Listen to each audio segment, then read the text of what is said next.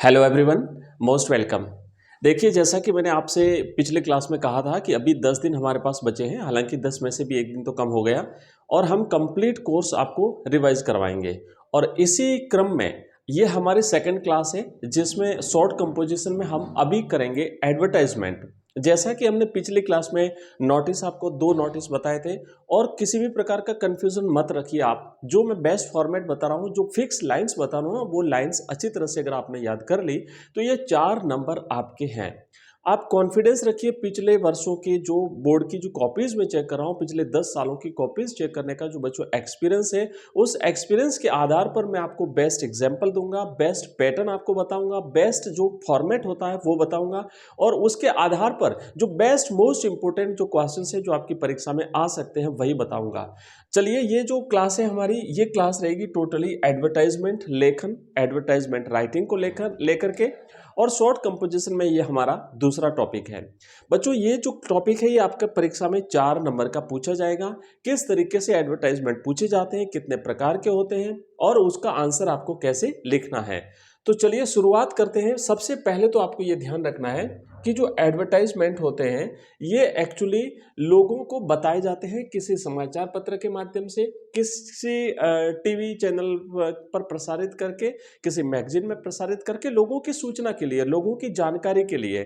ठीक है, तो ये होता है एडवर्टाइजमेंट। अब इसमें होता क्या है कि इसके अलग अलग टाइप्स होते हैं, इसीलिए इसे क्लासिफाइड एडवर्टाइजमेंट कहते हैं। क्या टाइप होते हैं यहाँ पे देखेंगे। जैसे फॉर एग्जांपल मान लीजिए कोई मैट्रिमोनियल टाइप का है। मैट्रिमोनियल का मतलब होता है विवाह संबंधी, किसी को दुल्हा चाहिए, किसी को दुल्हन चाहिए।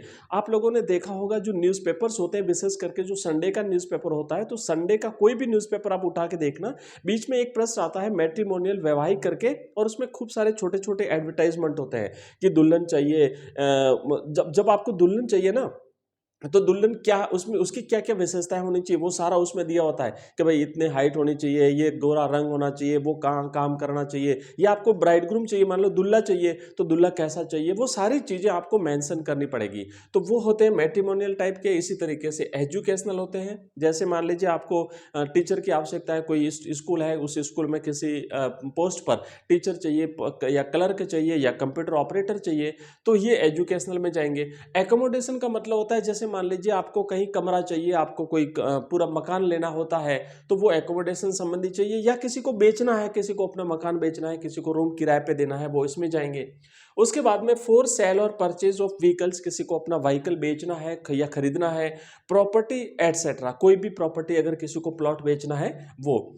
इसके बाद फिर लॉस्ट एंड फाउंड में जाता है। मान लीजिए किसी ने की कोई चीज़ खो गई, किसी की घड़ी खो गई, किसी का मोबाइल खो गया, या किसी को मिल गया, तो ये जाते हैं। फिर जॉब वैकेंसीज में जाते हैं, किसी को नौकरी चाहिए होती है, प्राइवेट नौकरी, कितने सैलरी चाहिए उसको, कितनी योग्यता है उसकी, वो सारी चीज़ें इसमें जाएगी। Change of names and beauty और फिटनेस, तो इससे रिलेटेड इतने सारे ये जो एडवर्टाइजमेंट्स होते हैं। और इसमें से कुछ एडवर्टाइजमेंट जो आपकी परीक्षा के लिए इंपॉर्टेंट है, परीक्षा के दृष्टिकोण से बेस्ट है, वो हम आज की इस क्लास में देखने वाले हैं। हम 4-5 एग्जाम्पल देखेंगे और निश्चित रूप से आपको परीक्षा में वही मिल जाएगा। तो इसीलिए आप कंफ्यूज मत होना। जहां आपने कहीं और देखा हो या फिर आपने कहीं और पढ़ा हो, तो वहां और यहां में कुछ वेरिएशन हो सकता है।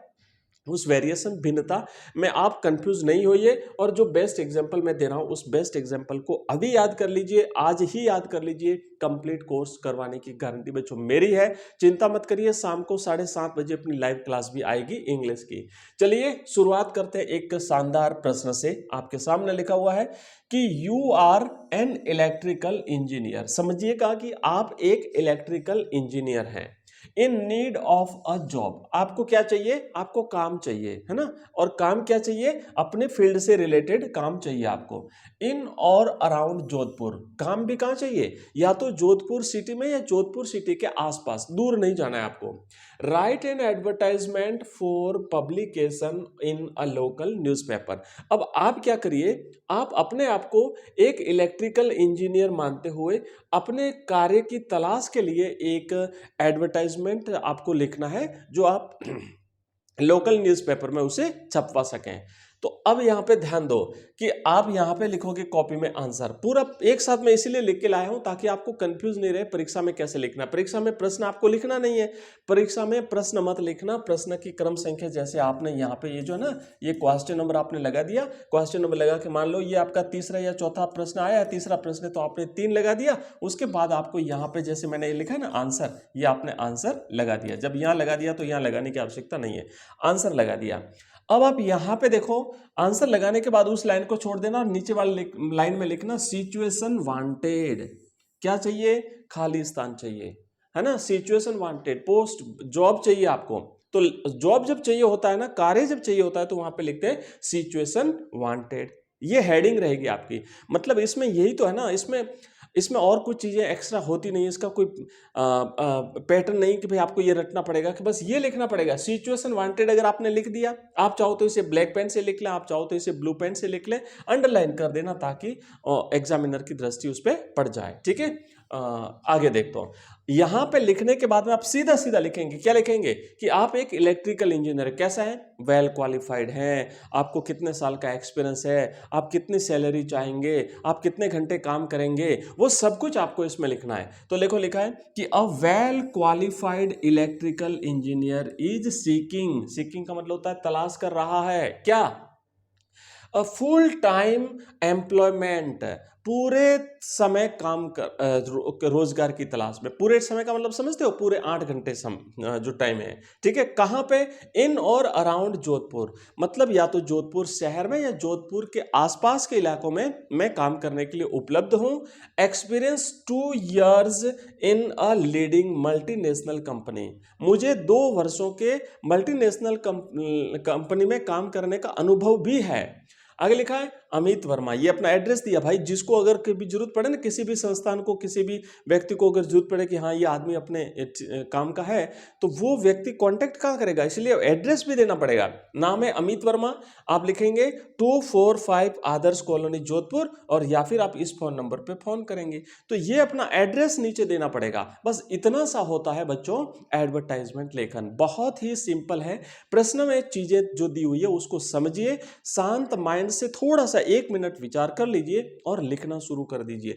कई बार अगर आपको समझ में नहीं आ रहा है ना कि सर हेडिंग तो हमें समझ में नहीं आएगी, तो छोड़ दीजिए, कोई बात नहीं है, आपका नंबर नहीं कटेगा। मैं बैठा हूं, अगर आपको लगता है ना तो आप अपनी कॉपी मंगवाइए। जब आपका एग्जाम कंप्लीट हो जाता है, आपका रिजल्ट डिक्लेयर हो जाता है और आपको लगता है कि आपने शानदार तरीके से लिखा था और जितने नंबर आपके आने थे उतने नहीं आए हैं, तो आप आरटी के तहत बोर्ड से अपनी कॉपियां मंगवा सकते हैं।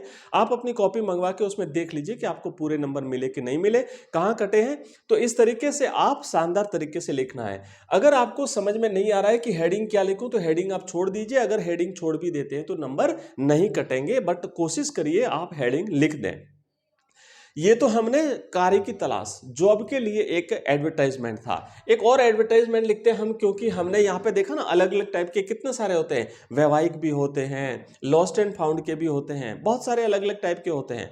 तो एक और एग्जाम्पल हम यहाँ पे देखने वाले हैं। दूसरा प्रश्न आप देखिए क्या लिखा हुआ है कि you have a set of 2 bedrooms and a dining hall. आपके पास में 2 तो बेडरूम है और एक डाइनिंग हॉल का सेट है। ठीक है, you want to give it on rent to a transferable family only.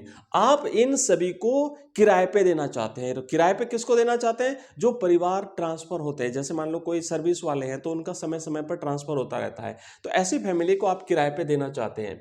Draft an advertisement for the to let column giving necessary information. अब यहां पे ध्यान रखना, ये इस तरीके का जो होता है ना, ये तो आपका हेडिंग आ गया। तो हेडिंग अब आपको यहां पे ढूंढने की आवश्यकता नहीं पड़ेगी, और डायरेक्ट हेडिंग दी हुई है तो आपको यहां पे सीधा सीधा लिख देना है to let, LET, to let. ये सिंगल इन्वर्टेड कॉमा कर दिया, आपने अंडरलाइन कर दिया, ये हो गया आपका हेडिंग। ठीक है, अब देखो पूरा देखोगे ना तभी समझ में आएगा। कई बच्चे आते हैं कि हमें लगता हमें तो सब कुछ आता है, जरा सा आए वीडियो तो हल्का सा 1 आधी मिनट देखा भाग गए, तो आगे वाली चीजें समझ में नहीं आती। इसलिए पूरी क्लास को हमेशा कंप्लीटली देखें, बहुत सारी चीजें समझ में आ जाएगी। और इसे समझने का प्रयास करें बच्चों। बेस्ट एग्जाम्पल मैं आपके लिए लाया हूं। तो अब आपने समझ लिया ना कि आपके पास ये चीजें अवेलेबल है और आप किराए पे देना चाहते हैं। अब यहां पे क्या क्या करना पड़ेगा, 1 मिनट के लिए मैंने कहा ना प्रश्न को पढ़ना है और फिर सोचना है। आप कहोगे भाई हमारे पास ये चीजें हैं, इसके अलावा यहां जो फैसिलिटी नहीं दी वो फैसिलिटी आपको बतानी पड़ेगी। इलेक्ट्रिसिटी की क्या फैसिलिटी है, वाटर की क्या फैसिलिटी है, एंड एटमॉस्फेयर किस प्रकार का है, वहां पे ट्रांसपोर्टेशन कैसा है, किराया कितना रहेगा, ये सारी चीजें आपको मेंशन करनी पड़ेगी। आइए शुरुआत करते हैं। दिमाग में रखना, ये सारी चीजों को दिमाग में रखते हैं और फिर लिखते हैं। सीधा लिखेंगे आंसर। क्या लिखेंगे, यहां पे लिखेंगे, यहां पे आपने लिख दिया आंसर, यहां पे लिख दिया हमने टू लेट, राइट। इसको सिंगल इन्वर्टेड कॉमा में आप बंद कर सकते हैं। अब यहां तो ऑलरेडी हेडिंग दी हुई है, तो आपको हेडिंग लिखने के में तकलीफ ही नहीं है, आप डायरेक्ट लिख सकते हैं। टू लेट लिखा, अब सीधा सीधा लिखेंगे कि अवेलेबल मतलब उपलब्ध है। क्या उपलब्ध है, 2 बेडरूम, एक किचन, जो प्रश्न में दिया वही अवेलेबल इन 25C स्कीम, मतलब ये आपके इलाके का नाम है। आप जिस मोहल्ले में रहते हैं ना, उस मोहल्ले में, इस इलाके में अवेलेबल है क्या, a set of 2 bedrooms and a dining hall. इसके अलावा और क्या क्या है, और भी चीजें, क्योंकि ये तो मिनिमम चीजें थी, वो तो प्रश्न पत्र में दी हुई। इसके अलावा और क्या क्या चीजें वो सब आप इसमें लिखेंगे। कंप्राइजिंग ऑफ अ किचन, मतलब साथ में किचन भी है, and attached let bath 24 hours water supply. Let bath भी उसमें अटैच है, उसी के साथ है, और 24 घंटे वाटर की सप्लाई है। For a transferable family only, किसके लिए, केवल जो ट्रांसफर होता है परिवार उसके लिए अवेलेबल है। अब किराया क्या रहेगा, rent not less than 8,000 per month, 8,000 से कम नहीं रहेगा, मतलब कि मिनिमम किराया 8,000 रुपए रहेगा। इंटरेस्टेड फैमिली में कॉन्टेक्ट, अब जो इंटरेस्टेड है वो कांटेक्ट कर सकते हैं। कहां कांटेक्ट कर सकते हैं, जस्ट 1 मिनट, है ना।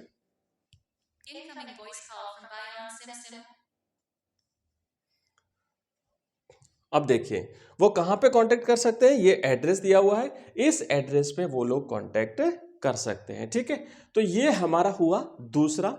और बच्चों अगर आपको किसी प्रकार का कोई डाउट रहता है, कोई आपको यहाँ पे समस्या रहती है किसी प्रकार की, तो आप कमेंट बॉक्स में कमेंट कर देना, मैं उसका रिप्लाई दे दूंगा। और अब तो एक एक टॉपिक मैं आपका कंप्लीट करवाने वाला हूँ। ग्रामर भी करेंगे, समरीज भी करेंगे, क्वेश्चन आंसर भी करेंगे, पैसेज अनसीन पैसेज भी करेंगे, एमसीक्यूज भी करेंगे, सब कुछ करने वाले हैं, ठीक है। तो शानदार ढंग से तैयारी करिए, बढ़िया विद कॉन्फिडेंस, और शानदार ढंग से परीक्षा का पेपर आपको देना है। और सॉल्यूशन आपका पेपर का जिस दिन एग्जाम कंप्लीट हो जाएगा मैं करवा दूंगा, और देख लेना 100% 100 पेपर हमारा ही आपको परीक्षा में मिलने वाला है। अब देखो एक और है, लेकिन अब चूंकि इसका सेकंड पार्ट भी मैं लेकर के आ रहा हूं, तो इसको नेक्स्ट जो है इसको हम सेकंड पार्ट में लेते हैं, ठीक है। मिलते हैं बहुत ही जल्दी अगली क्लास में। धन्यवाद।